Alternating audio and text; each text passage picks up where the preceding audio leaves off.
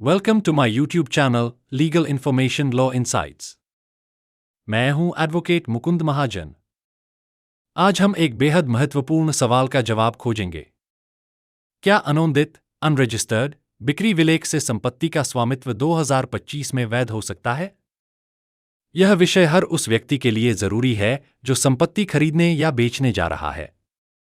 भाग 1, कानूनी आधार legal foundation. Bharat का कानून स्पष्ट है। संपत्ति अंतरण अधिनियम 1882 सेक्शन 54 कहता है कि 100 रुपये से अधिक मूल्य की अचल संपत्ति का बिक्री विलेख नोंदित होना अनिवार्य है। पंजीकरण अधिनियम 1908 सेक्शन 17 भी यही प्रावधान करता है कि बिक्री विलेख का पंजीकरण करना जरूरी है। मतलब साफ है, अनोंदित विलेख से स्वामित्व का हस्तांतरण मान्य नहीं है। भाग 2, सर्वोच्च न्यायालय के निर्णय 2024 से 2025। सुप्रीम कोर्ट ने हाल के फैसलों में इसे और स्पष्ट किया है।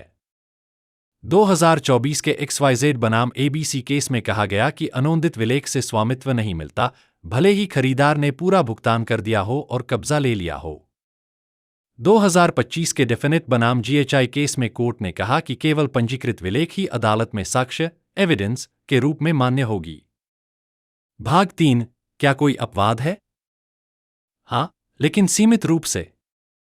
यदि खरीदार ने अग्रीमेंट टू सेल पर हस्ताक्षर किए हों और कब्जा मिल गया हो, तो section 53 doctrine of part performance के तहत उसे कुछ सुरक्षा मिल सकती है।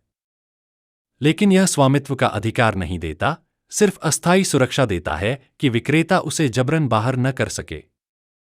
इसलिए अनोंदित विलेख हमेशा खतरनाक और जोखिम भरा है। भाग 4, सुरक्षित संपत्ति लेनदेन कैसे करें? 1. हमेशा बिक्री विलेख का तुरंत पंजीकरण कराएं। 2. संपत्ति का टाइटल, एनकम्ब्रेंस और विक्रेता की पहचान जांचें। 3. सरकारी ऑनलाइन पोर्टल्स से भूमि अभिलेख और म्यूटेशन की जांच करें। 4. 2025 में कई राज्यों में उपलब्ध ब्लॉकचेन आधारित डिजिटल रजिस्ट्रियां अतिरिक्त सुरक्षा प्रदान कर रही हैं। भाग 5, अगर आपके पास पहले से अनोंदित विलेख है तो क्या करें? यदि लेनदेन हाल ही में हुआ है, तो विक्रेता को बुलाकर विलेख का पंजीकरण कराएं। यदि विक्रेता इनकार करे, तो विशिष्ट निष्पादन स्पेसिफिक परफॉर्मेंस का वाद दायर किया जा सकता है।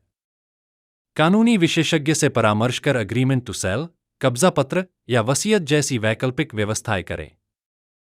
भाग 6, पंजीकरण के अलावा अतिरिक्त सुरक्षा।